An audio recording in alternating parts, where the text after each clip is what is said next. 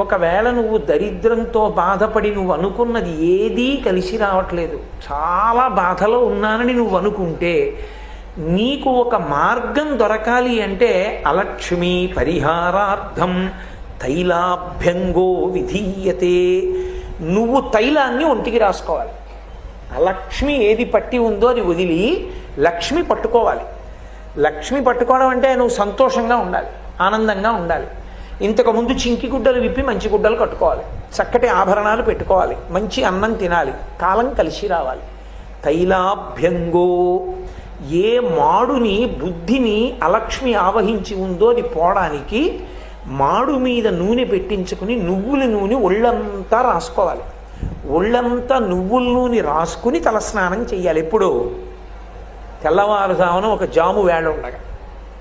అలా చేస్తే తైలాభ్యంగో విధీయతే. అలా దీపావళి పండగ నాడు స్నానం చేసి దీపం ఎవరు పెడతారో అలాంటి వాళ్ళందరికీ కూడా ఒకటి పాప పరిహారము, గంగా స్నానం చేశాడు అని ఫలితం వేసేస్తారు. దక్షిణాయన పుణ్యకాలంలో కాశీ వెళ్లకుండా గంగా స్నానం సంకల్ప సహితంగా చెయ్యడానికి అవకాశం ఇవ్వగలిగినటువంటి తిథి ఒక్క దీపావళి అమావాస్య.